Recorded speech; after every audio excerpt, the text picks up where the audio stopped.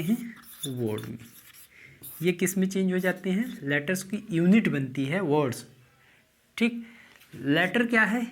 Smallest unit है, smallest unit. Letter smallest unit होती है। और जब इसको हम क्या करते हैं, रखते हैं साथ में इसी यूनिट को, ठीक ठीक, तो इसको लेटर की जो मीनिंग निकल करके आती है, a group of word, group of word नहीं, letters, letters, group of letters. लेकिन इतना कहने से काम नहीं चलता है, ग्रुप ऑफ लेटर्स कहने से काम नहीं चलता है। ग्रुप ऑफ लेटर्स के बाद अगर हम आगे चलते हैं, ठीक है, थोड़ा सा आगे, तो कहते हैं with a sense, group of word with a sense.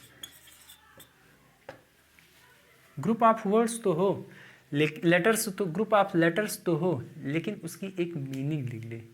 ठीक, मीनिंग का मतलब ग्रुप ऑफ वर्ड, या इसी के साथ में ग्रुप ऑफ वर्ड के साथ में दूसरा जोड़ देते हैं, इसकी जो डिफिनेशन अगर आती है तो कंप्लीट मीनिंग। क्या होता है? Complete meaning. जब तक कंप्लीट मीनिंग नहीं होगी तब तक वो वर्ड्स नहीं होंगे, वर्ड नहीं होंगे। ठीक है, अब इसकी थोड़ी सी और बात करें हम,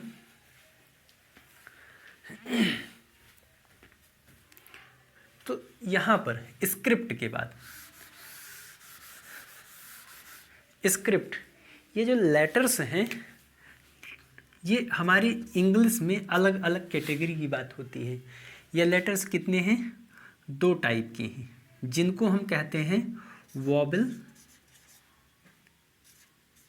and consonant, vowel and consonant. अब उससे पहले आती है साउंड की बात। इंग्लिश में कितने साउंड होते हैं, ये इंग्लिश अल्फ़ाबेट में कितने साउंड होते हैं, इसकी बात आती है। तो ये जो इंग्लिश अल्फ़ाबेट की बात आती है, तो ये वॉबल तो है आपके 5, ये हैं 26 हैं, तो 21 हो जाएंगे ये। ठीक है, ये टोटल 26 लेटर्स बन जाते हैं। और इन्हीं 26 लेटर्स से जो हमारी साउंड आती है, कितनी आती है? 44 साउंड आती है। कितनी आती है? 44। इसकी जो वॉबल हैं इनकी 20 और इसकी 24 इक्वल टू 44। समझ रहे हैं? तो जो टोटल साउंड कितनी हो गई? 44, वॉबल की 20 और कॉन्सोनेंट की 24। इन्हीं को मिला करके, जब इन्हीं को मिलाया जाता है इन दोनों को, तो हमारा क्या तैयार होता है? वर्ड। अब वर्ड को अगर डिफाइन किया जाए तो ये है ही group of word with a sense या कंप्लीट मीनिंग। जिसकी कंप्लीट मीनिंग होगी उसी को हम कहेंगे वर्ड। ठीक है, आगे अगर चलें, इस वर्ड को अगर हम कैटेगराइज करें, इस वर्ड को, ठीक है, कैटेगराइज करें, तो वर्ड कितने टाइप्स के होते हैं अगर ये पूछा जाए, तो हमारी जो पार्ट्स ऑफ स्पीच है वही वर्ड है। ठीक, तो पार्ट्स ऑफ स्पीच कितनी है? जितनी टाइप्स की पार्ट्स ऑफ स्पीच है उतने टाइप के वर्ड हैं। इन्हीं पार्ट्स ऑफ स्पीच की बात होती है वर्ड में। सबसे पहले आता है नाउन, सेकंड पे प्रोनाउन, थर्ड पे एडजेक्टिव। क्या बोला जाएगा? एडजेक्टिव, न कि एड। क्यों? अब ये मैटर है इसका फोनोलॉजी का। ठीक है, जब फोनोलॉजी की बात आती है तो इसमें ये जो ए और डी, ए और जे के बीच में जो डी रखा रहता है ये, ठीक है, ये साइलेंट हो जाता है, हमेशा साइलेंट होता है। ठीक है, आप लोग कहते हैं, क्या कहते हैं? एडजेसेंट, या आप कहते हैं एजेंट। क्या कहते हैं? एजेंट कहते हैं। ये एजेक्टिव है ही। ये क्या हो जाता है? इसकी जो प्रोनाउंसिएशन हो जाती है वो ज़ीरो हो जाती है। ठीक है, तो इसीलिए कभी भी इसको एडजेक्टिव ना बोल करके हमें क्या बोलना चाहिए, एडजेक्टिव बोलना चाहिए। उसके बाद अगली जो बात आती है एडजेक्टिव के बाद, वर्ब। इसकी बात हम शायद अभी पिछले वीडियो में कर चुके हैं। वर्ब, इसको क्या बोला जाएगा, वर्ब। ठीक है, वर्ब की क्या कंडीशन है, इसको बोलते हैं वर्ब इसलिए जब भी वॉवेल के बाद आर आता है, वॉवेल के बाद जब आर आता है तो इस आर का जो साउंड हो जाता है आ में परिवर्तित, ये चेंज हो जाता है आ में।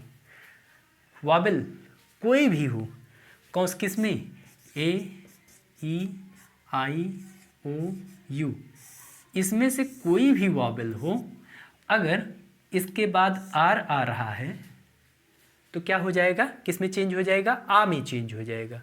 हम अगर देखें, ध्यान से देखें तो ये तो जो लिखा हुआ है आपके सामने जो हम पढ़ रहे हैं, ये क्या लिखा हुआ है, ग्रामर। क्या लिखा हुआ है, ग्रामर, न कि ग्रामर। ठीक, आप लोग और क्या पढ़ते हैं, फादर, क्या पढ़ा जाता है, फादर, न कि फादर। ऐसे ही इसको क्या पढ़ा जाएगा, वर्ब, न कि वर्ब। क्या पढ़ा जाएगा, वर्ब। क्योंकि हमें जानकारी होना चाहिए, हम लोग इंग्लिश के अगर सब्जेक्ट टीचर हैं, क्योंकि लैंग्वेज की बात हो रही है, तो जो भी इसको पढ़ रहे हैं इसको समझने की बात, इसके अकॉर्डिंग हमें समझने की ज़रूरत होती है। ठीक है, तो यहाँ पर आपको ये समझना चाहिए कि इसका प्रोनाउंसिएशन, सही प्रोनाउंसिएशन क्या होता है, समझ रहे हैं।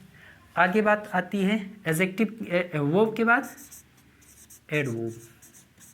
क्या है, एडवर्ब है। एडवर्ब क्या है, ये भी देख लीजिए, ध्यान से देखिएगा। इसको हटाते हैं, एडवर्ब। उसके बाद बारी आती है प्रीपोजिशन। Preposition, preposition. उसके बाद कंजंक्शन, कंजंक्शन। उसके बाद है इंटरजेक्शन, इंटरजेक्शन। अब यही हमारे टोटल पार्ट्स ऑफ स्पीच, जिनको हम पार्ट्स ऑफ स्पीच कहते हैं, ये किसकी कैटेगरी से आते हैं, वर्ड की कैटेगरी से। आपकी जानकारी के लिए मैं इसको नंबरिंग में कर दे रहा हूँ, नहीं तो गिनने लगते हैं। ठीक, यही हमारे पार्ट्स ऑफ स्पीच जो होते हैं वर्ड की कैटेगरी से बिलोंग करते हैं। इसके अलावा और कोई वर्ड नहीं होता है। ठीक है, क्या है, यही पार्ट्स ऑफ स्पीच जो है ये हमारी वर्ड की कैटेगरी से आते हैं। इसके अलावा वर्ड का और कोई रूप नहीं है। ठीक है, इस बात को ध्यान में रखिएगा। अगर इसको ध्यान से देखने की कोशिश करें तो नाउन का मतलब क्या होता है, नाउन मतलब naming word, naming word. Clear. Pronoun का मतलब replaces a noun, a noun. ये क्या करता है, इस नाउन को रिप्लेस करता है। रिप्लेस क्यों करता है, टू अवॉइड इट्स रिपीटिशन। क्या करने के लिए, इसके रिपीटिशन को अवॉइड करने के लिए क्या किया जाता है, इस प्रोनाउन का यूज़ किया जाता है। अगर हम किसी का नाम बार बार लेंगे, ठीक है, आप लोगों को एक बात अगर सही से बताएं, आप लोगों को पता होगा कि गांव में अगर किसी के पिता का नाम ले लो किसी के सामने, एक बार तो ले लिए, अगर उसने जैसे बता दिया, ले लिए, तब तो समझ में आ जाता है कि चलो ठीक है एक बार। लेकिन अगर दूसरी बार तीसरी बार अगर बात हो जाती, तुरंत कहते हैं बाप का नाम लोगे, अभी क्या कहते हैं, बाप का नाम लोगे। यानी अगर हम इसको कहें एक वर्ड में कॉल नेम,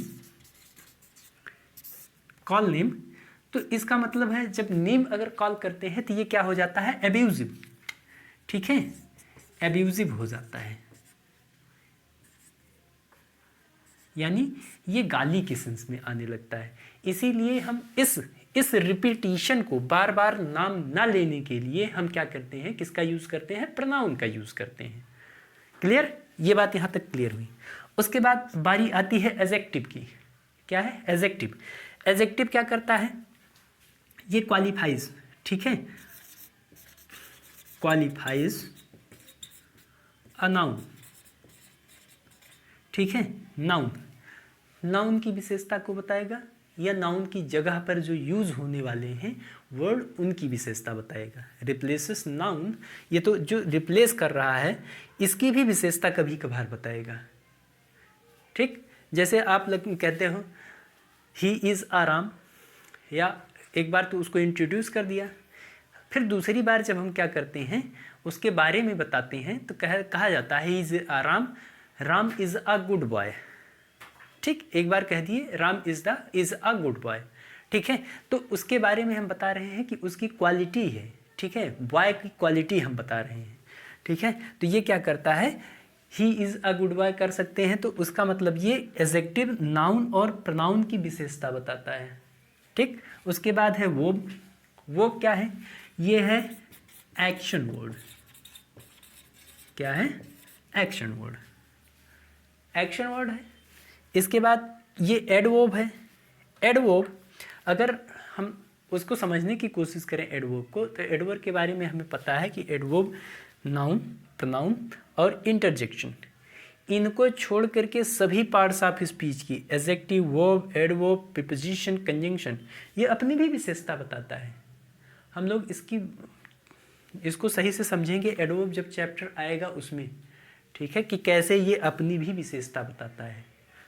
तो एडवर्ब अभी फिलहाल इसको यहाँ पर समझने के लिए क्या करते हैं, ये qualifies a verb, qualifies a verb. Clear, यहाँ तक हमारे ख्याल से बात आपको समझ में आ गई। प्रीपोजिशन क्या करता है, प्रीपोजिशन क्या करता है, ये है आपका रिलेटिंग वर्ड। इस क्या करता है, ये रिलेशन बताता है, रिलेटिंग वर्ड।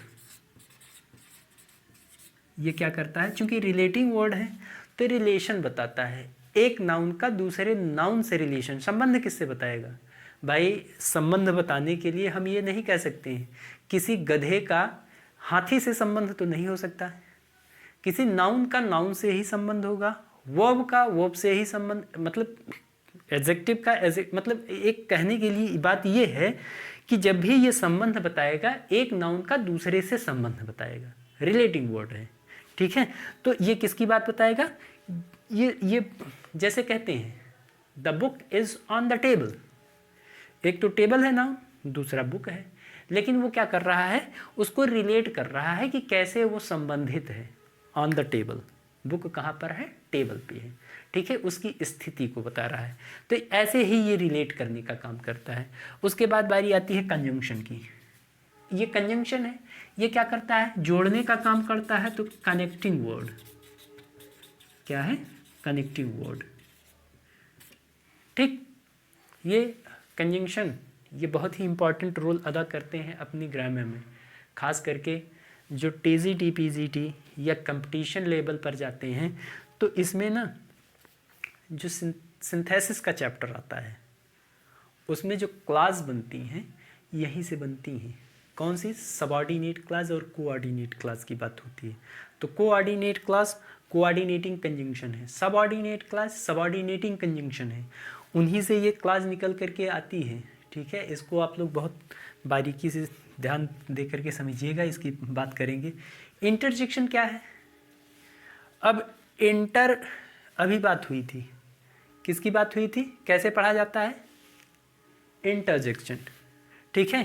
क्योंकि इसके बाद क्या है, ई के बाद वॉवेल आया है, वॉवेल के बाद आर, तो इस आर का साउंड क्या हो जाएगा, आ हो जाएगा, क्या कहा जाएगा, इंटरजेक्शन। क्लियर। अब इंटरजेक्शन का क्या काम है, ये इसको कहते हैं sudden feeling, sudden feeling expressing word, sudden feeling expressing word. ये क्या करता है, अचानक हमारे मन में जो भावनाएं होती हैं उनको एक्सप्रेस करने का काम करता है। तो इसको कहते हैं सडन फीलिंग, जो अचानक हमारे मन में भावनाएं फूट पड़ती हैं। अचानक किसी के दुख को देख करके हमारे अंदर में करुणा की भावना जागृत हो जाती है अचानक, ठीक है। या कोई ऐसा आश्चर्य जहाँ पर हमें विश्वास ही नहीं होता है, उसके लिए भी ये अचानक फीलिंग निकल उठती है, ठीक। तो ये सब क्या है, ये हमारे वर्ड की कैटेगरी में आते हैं, ठीक। अब इस वर्ड के बाद आप लोग इसको लिखना चाहें तो लिख सकते हैं, या स्क्रीनशॉट ले लीजिए, आगे मैं चलता हूँ, ठीक।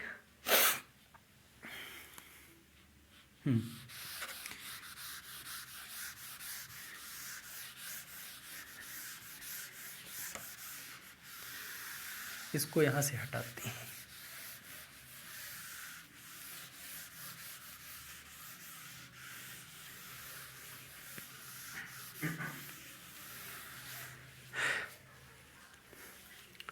हमारी बात आई है वर्ड पे। क्या है वर्ड? वर्ड, अभी तक हम लोगों ने वर्ड को देखा। वर्ड के बाद बारी आती है फ्रेज। फ्रेज, अब फ्रेज की बात आती है तो फ्रेज क्या है, ये ग्रुप ऑफ वर्ड ये भी है, group of word without complete meaning.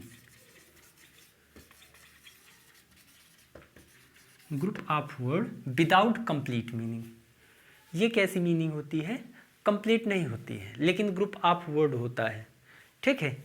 अब इसके एग्जाम्पल को अगर हम सीधे सबसे छोटे शब्दों में समझना चाहें, ठीक है, एक तरीके से समझना चाहें, तो जो फ्रेज होता है ना, आप लोग जानते हैं, अभी पढ़ेंगे, सब्जेक्ट वर्ब ऑब्जेक्ट की कंडीशन बनती है, ठीक। ये हमारे सेंटेंस का स्ट्रक्चर होता है। तो ये जो सब्जेक्ट है, वर्ब है, ऑब्जेक्ट है, अगर इनको हम एक से ज़्यादा वर्ड में अगर एक्सप्रेस करने की कोशिश करें तो ये क्या बन जाता है, हमारा फ्रेज बन जाता है, ठीक है। क्या बन जाता है, फ्रेज बन जाता है। जैसे आप लिखते हैं Ram my friend, Ram my friend, ये क्या है, पार्ट दोनों एक ही पार्ट है, सब्जेक्ट का ही है, ठीक। लेकिन है क्या ये एक तरह से फ्रेज बन जाता है, ठीक है। आप कहते हैं has been walking, has been walking, तो एक तरह से ये फ्रेज ही है, क्योंकि ये किसका पार्ट है, वर्ब का पार्ट है। वर्ब को जब हम एक से ज़्यादा शब्दों में हम व्यक्त करने लगते हैं, या सब्जेक्ट को एक से ज़्यादा शब्दों में व्यक्त करने लगते हैं, ऑब्जेक्ट को एक से ज़्यादा वर्ड में जब हम एक्सप्रेस करने लगते हैं, आप लोग और क्या लिखते हैं, ऑन द रोड, ये क्या है, ये एक तरह से कॉम्प्लीमेंट है, ठीक। ये क्या है, कॉम्प्लीमेंट है, लेकिन है क्या, ये एडवर्ब ऑफ प्लेस है, एडवर्ब है तो एडवर्ब ही ना। ये क्या है, एक तरह से फ्रेज है। तो फ्रेज को समझने की अगर कोशिश करें तो ये group of word without complete meaning, जिसकी मीनिंग कंप्लीट नहीं है, अपनी सेंस तो है, अभी हमने वर्ड में पढ़ा था कि जिसका सेंस हो, ठीक है, लेकिन यहाँ पर सेंस भी है लेकिन इसकी मीनिंग कंप्लीट नहीं है, तो इसको क्या कहते हैं, फ्रेज कहते हैं, ठीक। हमारे ख्याल से आपको ये बात समझ में आ गई होगी। अब उसके बाद बारी आती है, इस फ्रेज के बाद बारी आती है सेंटेंस की। क्या है, सेंटेंस। सेंटेंस क्या होता है, सेंटेंस को अगर हम डिफाइन करने की कोशिश करें तो ये जो दिया गया है हमारा ग्रुप ऑफ वर्ड, यहाँ पर क्या रहेगा, वर्ड्स रहेगा क्योंकि प्लूरल है। ग्रुप ऑफ वर्ड्स, ये विदाउट है ना, यहाँ पर कर देंगे हम with, complete meaning, complete meaning ये क्या है, हमारे सेंटेंस का की डेफिनीशन है। समझ रहे हैं, ऐसा वर्ड, ऐसा ग्रुप ऑफ वर्ड जिसकी कंप्लीट मीनिंग। ठीक, ये जो सेंटेंस होता है इसका एक स्ट्रक्चर होता है, समझ रहे हैं, इसका क्या स्ट्रक्चर होता है। अब यही है, सेंटेंस पर से ही आपका जो ग्रामर पोर्शन है शुरू हो जाता है, जिसको हम डिटेल में, इसी सेंटेंस पर हमारी पूरी की पूरी इंग्लिश डिपेंड है, कहीं ना कहीं इसी पर बेस्ड है। ठीक, वैसे कहने के लिए तो इन सब का रोल है, लेकिन ये जो स्ट्रक्चर है, लैंग्वेज तब तक लैंग्वेज नहीं होती जब तक कि उसका कोई रिटन स्ट्रक्चर नहीं होता। ठीक, क्या है, जब तक कोई स्ट्रक्चर नहीं होगा रिटन, तब तक वो लैंग्वेज नहीं होगी। ठीक है, बिफोर लैंग्वेज, हाँ, before structure it is called dialect. क्या कहा जाएगा, डायलेक्ट। अगर हम इसको पहले, इसके बाद अगर हम जानने की कोशिश करेंगे, जैसे हम लोग इंग्लिश में ही जानते हैं, चासर के पहले जब हमारे जेफरी चासर आए थे तो उसके पहले इंग्लिश का कोई लिखित प्रारूप नहीं था। ठीक है, कोई प्रोसीजर नहीं था, लेकिन इन्होंने क्या किया, जब आए तो इंग्लिश को एक नई दिशा दी। इंग्लिश की शुरुआत चासर के ही बाद, वो भी कैंटरबरी टेल्स हमें पता है, ठीक है, उसकी बात हो रही है। तो ये क्या करते हैं, उसके पहले इंग्लिश का कोई रूप नहीं था, तो ये क्या है, उसके पहले ये डायलेक्ट थी। ठीक, क्योंकि इसके पहले रिटन स्ट्रक्चर इसका कोई था ही नहीं, इंग्लिश का टूटी फूटी लैंग्वेज, सब मिल करके अपने आप को सब पता नहीं जो जिसमें पा रहा था उसी में लिखे चला जा रहा था उस समय। ठीक है, लेकिन उसके बाद इसका स्ट्रक्चर आता है। जैसे हिंदी की ही बात करें, ये कहाँ से आया है, अपभ्रंश से आया है। ठीक, अपभ्रंश में कोई रचना मिलती नहीं, तो अपभ्रंश की कोई भाषा थी नहीं, लेकिन जो साहित्यिक हिंदी आती है उसी अपभ्रंश के बाद जब इसमें क्या किया जाता है, लिटरेचर शुरू होता है, जब इतिहास हमारा लिखना शुरू हो जाता है, इसमें इतिहास नहीं बल्कि साहित्य लिखना शुरू हो जाता है, तो वही एक अपने फॉर्म में आ जाती है, रिटन फॉर्म में इसकी एक स्क्रिप्ट बनती है, और स्क्रिप्ट बनने के साथ में ही ये एक भाषा का रूप ले। आप कहीं भी अपभ्रंश को भाषा के रूप में नहीं देखते हैं। अपभ्रंश क्या है, वो तो टूटी फूटी लैंग्वेज है। तो ऐसे ही इंग्लिश, ये जब तक रिटन स्ट्रक्चर नहीं होगा तब तक वो क्या होगी, डायलेक्ट होगी। और जब स्ट्रक्चर आ जाता है तो वो क्या हो जाती है। ठीक, तो इस स्ट्रक्चर के लिए हमें पता है कि हमारा स्ट्रक्चर जो होता है क्या होता है, सब्जेक्ट, वर्ब, ऑब्जेक्ट। ये हमारा मेन स्ट्रक्चर है इंग्लिश का, सब्जेक्ट, वर्ब, ऑब्जेक्ट। कभी भी सब्जेक्ट के साथ में हम ऑब्जेक्ट नहीं रखते हैं। हमारे साथ ख्याल से आपको बात समझ में आ रही है। ठीक है, सब्जेक्ट के बाद कभी भी हम ऑब्जेक्ट नहीं रखते हैं। ठीक, उसके बाद अगर इसके बाद कुछ आता है तो उसको हम कहते हैं कॉम्प्लीमेंट। क्या कहा जाता है, कॉम्प्लीमेंट। ये ध्यान में रखिएगा कॉम्प्लीमेंट की स्पेलिंग। ठीक है, अगर कॉम्प्लीमेंट कह दिया ये वाला LI, तो इसका क्या हो जाता है, रिस्पेक्ट। इसकी मीनिंग क्या हो जाती है, रिस्पेक्ट। ये कॉम्प्लीमेंट, इसको क्या कहेंगे, हिंदी में इसको कहा जाता है पूरक, जो क्या करता है, मीनिंग को आगे पूरा करने का काम करता है। ठीक है, तो ये होता है हमारा सब्जेक्ट, वर्ब, ऑब्जेक्ट का स्ट्रक्चर। ठीक, ये बात हुई। अब इसके बाद हम इस सेंटेंस को देखने की कोशिश करते हैं कि सेंटेंस के पार्ट कौन कौन से हैं। ठीक,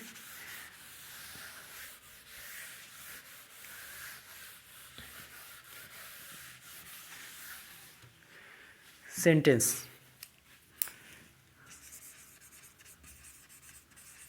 सेंटेंस टाइप की बात करते हैं। सेंटेंस कितने टाइप का होता है, अगर हम इसको, जैसा कि सभी लोग जानते हैं, कुछ ना कुछ बेसिक चीज़ें तो जानते ही होंगे। जो सेंटेंस होता है इसका सबसे पहला रूप आता है जिसको हम कहते हैं असर्टिव सेंटेंस, असर्टिव सेंटेंस, समझ रहे हैं? ये असर्टिव होता है, इसको दो पार्ट में कर दिया जाता है। क्या? Positive and negative, positive and negative.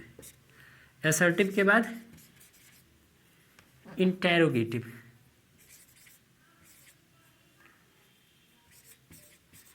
Interrogative. इसको एक चीज़ काफ़ी लोग इंट्रो करते हैं, इंट्रोगेटिव नहीं होता, ठीक है, ये इंटेरोगेटिव है। इंट्रो अगर करेंगे, ठीक है, तो इंट्रो का मतलब फिर यहाँ पर टक्शन लगा दीजिए, इंट्रो अलग हो जाता है। इंट्रोडक्शन का मतलब फिर परिचय के सेंस में आने लगता है, ठीक है। ये परिचय नहीं बल्कि इंटेरो है, जो क्वेश्चन को बताता है, इंटेरोगेटिव सेंटेंस।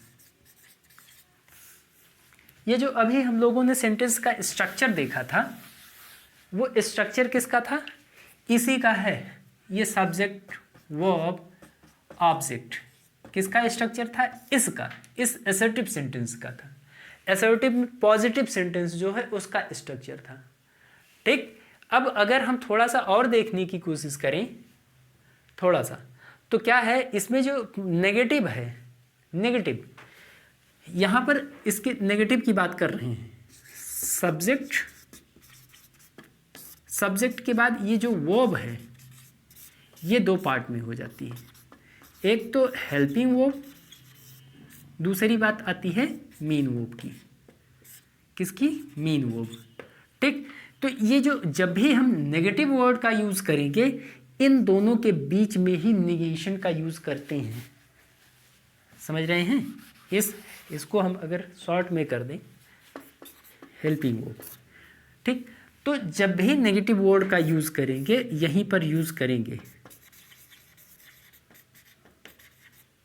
क्या करते हैं? यहीं पर करते हैं।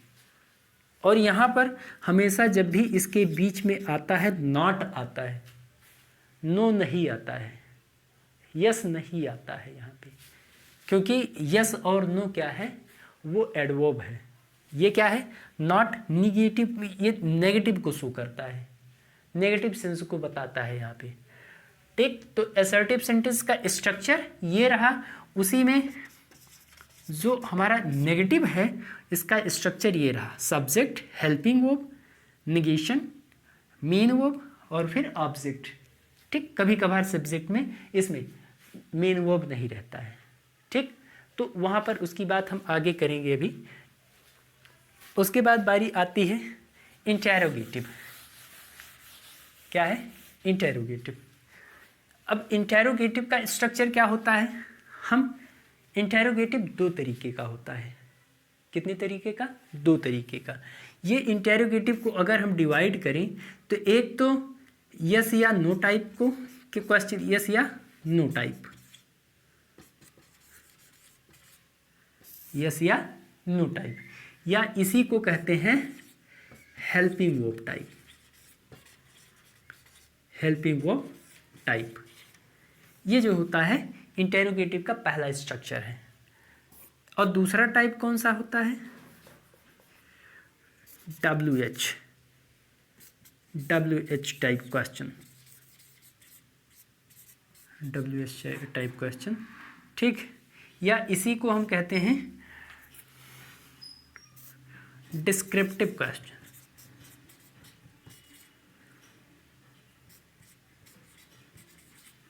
Descriptive question word.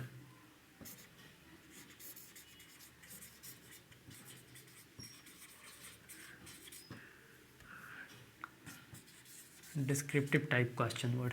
अच्छा, इसको डिस्क्रिप्टिव टाइप क्वेश्चन वर्ड क्यों कहा जाता है, इसको भी समझ लेते हैं। एस या नो टाइप या हेल्पिंग वर्ब टाइप, इसको क्यों कहा जाता है, इसको समझ लेते हैं। क्योंकि जो ये होता है ना, ये क्वेश्चन ऐसा होता है जिसका उत्तर हम अपने साइन में भी दे सकते हैं, बॉडी लैंग्वेज में। जैसे कोई क्वेश्चन पूछता है आर यू गोइंग, तो आप ऐसे कर सकते हैं, या एक वर्ड में yes or no, no I am not going, yes I am going. तो इसका उत्तर हमें क्या करते हैं, यस में ही, हाँ यस कह दो काम चल जाएगा, नो कह दो काम चल जाएगा। लेकिन इसका वाई आर यू गोइंग, अब यस या नो कहो, चलेगा काम? नहीं चलेगा। तो जब भी हम इसका यूज़ करते हैं, वाई का यूज़ करते हैं या डब्ल्यू एच टाइप वर्ड का यूज़ करते हैं, कहते हैं हाउ आर यू, तो आप कहते हैं हाँ, हाँ कहेंगे तो लोग समझ लेंगे पागल हैं, समझ रहे हैं? तो क्या हो जाएगा, इसका हमें आंसर देना पड़ेगा, बिना मुंह खोले आंसर नहीं दिया जा सकता है, यानी कुछ न कुछ हमें उसमें वर्ड जोड़ने पड़ेंगे, ठीक है, तब जा कर के ये क्लियर होता है। इसका जो स्ट्रक्चर होता है, इसका स्ट्रक्चर सबसे पहले हेल्पिंग वर्ब आता है। हेल्पिंग वर्ब अब ये दो पार्ट में है ना, ये अभी हम लोगों ने देखा, एक हेल्पिंग वर्ब होता है, एक मेन वर्ब होता है, ठीक। तो जब भी हमारा डिवीज़न होगा, ये हेल्पिंग वर्ब के बाद सब्जेक्ट आ जाता है। सब्जेक्ट के बाद अगर नेगेटिव है तो यहाँ पर नॉट का यूज़ करते हैं, फिर हमारी मेन वर्ब आती है, फिर ऑब्जेक्ट आता है, ठीक। जैसे इसके लिए अगर नॉट वाले को देखना है, are you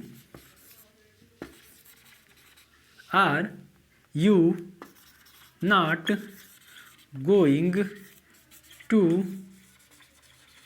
school, question mark. ये देखिए स्ट्रक्चर को फॉलो कर रहा है कि नहीं?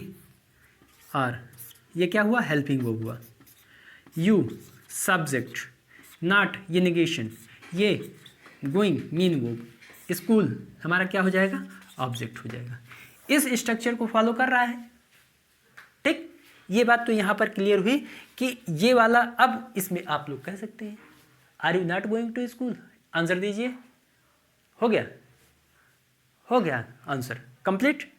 अगर इसका उत्तर हम सर ना हिलाना चाहे, हाँ ना, इसका भी कह करके हम इसका आंसर दे सकते हैं, ठीक। अब दूसरा हम देखते हैं, दूसरा स्ट्रक्चर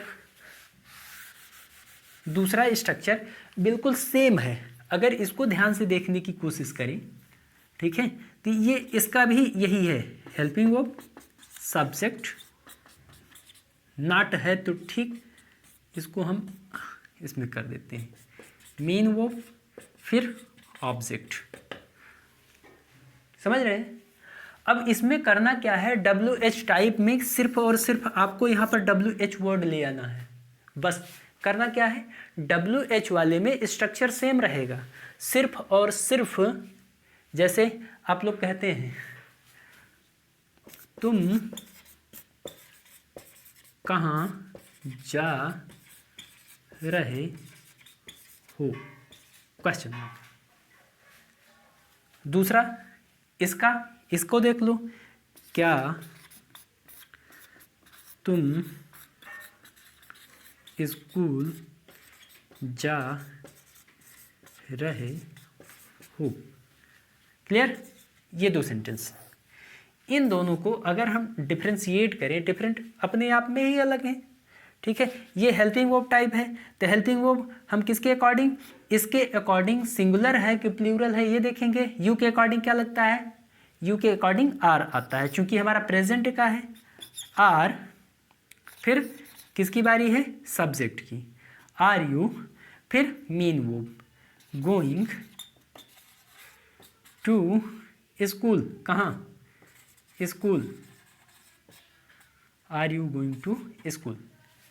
अगर इसको देखने की ध्यान से कोशिश करें, ठीक, तुम कहाँ जा रहे हो, तो हमें करना क्या है, अगर हम इसको हटा दें यहाँ से, तुम जा रहे हो लिखते हैं ना, अगर हम इसको ट्रांसलेशन करें, यू आर गोइंग होता है, यू आर गोइंग होता है।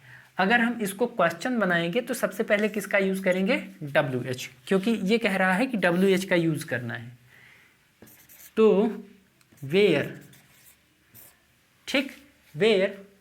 अब स्ट्रक्चर बिल्कुल सेम वैसे का वैसे ही रख देना है, क्या है, हेल्पिंग वर्ब आएगी, तुम के अकॉर्डिंग आर, वेयर, आर के बाद क्या है, हमारी मेन वर्ब है, चूंकि नेगेटिव तो है नहीं, तो क्या हो जाएगा, वेयर आर यू, सब्जेक्ट आएगा, क्या आएगा, you, subject, helping verb, subject, फिर main verb, where are you going, ठीक। अब इस स्ट्रक्चर को ध्यान से देखें तो ये हो गई हेल्पिंग वर्ब, ये हो गया सब्जेक्ट, ये हो गई मेन वर्ब। हो गई क्लियर। अब इस स्ट्रक्चर के हिसाब से, ठीक है, ऑब्जेक्ट तो हमारा है ही नहीं, समझ रहे हैं। तो ये क्या हुआ, इसी को सिर्फ और सिर्फ क्या ऐड किया गया है, एक्स्ट्रा में हमारी WH वर्ड ऐड किया गया है, बाकी स्ट्रक्चर वैसे का वैसे ही है। ठीक, ये बात हुई यहाँ तक। उसके बाद बारी आती है, हमारे ख्याल से आप लोग इसको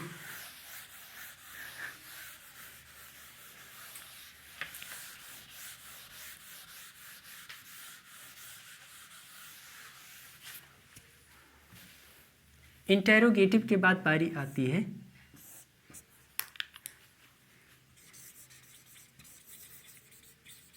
imperative sentence. Imperative sentence, imperative ये क्या है, ये ऐसे वर्ड हैं जो सेंटेंस में ऑर्डर, रिक्वेस्ट, परमिशन, सजेशन, ठीक है, इन सबको देने और लेने का काम करते हैं। ठीक, ऑर्डर, परमिशन, रिक्वेस्ट, सजेशन, इन सबको लेने और देने का काम करते हैं इम्पेरेटिव सेंटेंस। और इसकी एक ये खासियत होती है कि अपने ये स्ट्रक्चर को क्या करता है, स्ट्रक्चर को फॉलो ही नहीं करता है। समझ रहे हैं, ये स्ट्रक्चर को फॉलो नहीं करता है। कौन से स्ट्रक्चर को, इस सेंटेंस के स्ट्रक्चर को, ठीक है, फॉलो नहीं करता है। तो आप लोग कहते हैं, क्या कहते हैं, सट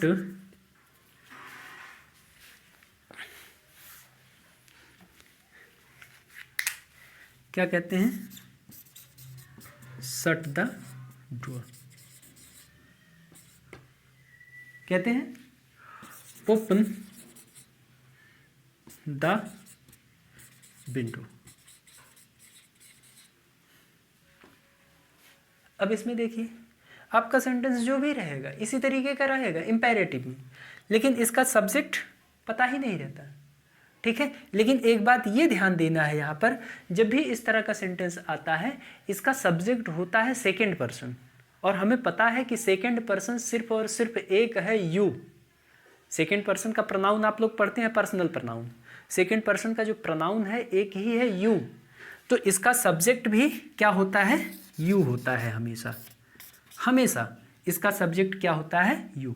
क्योंकि हम कहते हैं, अगर हम मान लीजिए 100 बच्चों की क्लास बैठी है और इधर से सिर करके टीचर कहता है शट द डोर, तो 10 बच्चे खड़े हो जाएंगे, फिर वो समझ नहीं पाए किसको कह रहे हैं। लेकिन जब हम इंडिकेट करके कहते हैं you stand up and shut the door, clear, जब हम इंडिकेट करके कहते हैं तो वो समझ जाता है कि बात किसकी हो रही है, हमारी हो रही है, और हम ही को ये काम करना है। ये बात क्लियर हुई। इसीलिए जब भी इसके सब्जेक्ट की बात आती है, सब्जेक्ट कौन होता है, यू होता है, ठीक है। ये बात इंपेरेटिव सेंटेंस की बात आती है। अब इसके बाद बारी आती है एक्सक्लेमेटरी।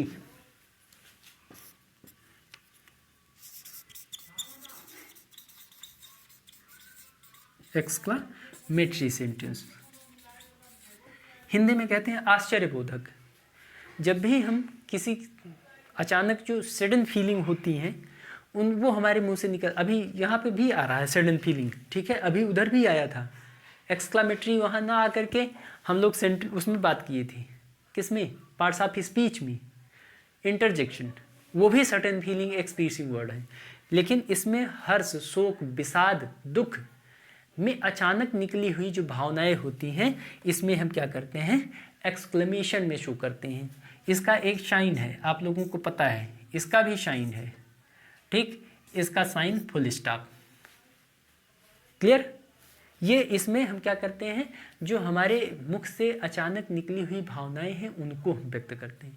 शोक हुआ, इसी को हम दुख कहते हैं, ठीक है, प्रसन्नता हुई, इन सबको, या आश्चर्य, अचानक कोई आश्चर्य दिखाई पड़ता, जरूरी नहीं है कि वो खुशी या दुख वाला ही हो, अचानक ऐसी ही, अरे ऐसी बात है, ये क्या है, ये हम किसी चीज़ में भी समझ सकते हैं। तो ये क्या होते हैं, एक्सक्लेमेटरी वर्ड होते हैं। अब एक्सक्लामेटरी वर्ड के बाद लास्ट में जो होता है ऑप्टेटिव होता है, ठीक है, ऑप्टेटिव सेंटेंस। ऑप्टेटिव हिंदी में कहते हैं इच्छा सूचक। इच्छा कौन सी? इच्छा ऐसी, हमारी दो तरह की इच्छाएं। हमारी इच्छा है कि आप सबकी नौकरी लग जाए, ठीक, हमारी इच्छा है, लेकिन ऐसा होगा नहीं, ठीक। क्यों? क्योंकि जो जैसा पढ़ेगा वैसे ही पाएगा। इसका एग्जाम्पल ज़्यादा देने की ज़रूरत नहीं है। लेकिन ऑप्टेटिव सेंटेंस, ऑप्टेटिव सेंटेंस का मतलब इच्छा सूचक। जब आप खुशी में होते हैं तो किसी से क्या करते हैं, उसको आशीर्वाद देते हैं। दो तरीके का आशीर्वाद दिया जाता है, इच्छा भी, एक तो सेल्फ की तरफ से और दूसरी गॉड की तरफ से। आप कहते हैं खुश रहो, ठीक है, कहते हैं खुश रहो, या कहते हैं भगवान आपको बनाए रखे, God bless you my child, कहा जाता है ना। तो इसका मतलब है कि हम गॉड की तरफ से और अपनी तरफ से देते हैं तो अपना अपना पुण्य क्या करते हैं, ख़त्म करते हैं। अब इसमें एक तो ये हुआ ब्लेस, ठीक, दूसरी बात आती है कर्स की। दो काम होता है इसमें, क्या होता है, एक तो ब्लेस किया जाता है, एक कर्स किया जाता है। किसी को अभिशाप, may you go to hell, सीधा नरक भेज देते हैं। अरे भैया नरक पता नहीं कहाँ है, ठीक है। तो ये क्या है, यहाँ भी कहते हैं भगवान तुमको उठा ले, अरे तुम उठा लो पहले, ठीक है। कहते हैं भगवान तुमको उठा ले, भगवान कहाँ से उठा लेगा, ठीक है, भगवान उठाते हैं सबका जब टाइम आता है, समझ रहे हैं। तो यानी हम इस ऑप्टेटिव सेंटेंस में दो काम करते हैं, ब्लेस करने का काम, कर्स करने का काम, ठीक। ये भी दो तरीके से, एक अपनी तरफ से, एक गॉड की तरफ से, ठीक। ये सेंटेंस का पार्ट आज का कंप्लीट हुआ है। कल हम इसी से आगे बढ़ेंगे। तब तक के लिए नमस्कार, धन्यवाद।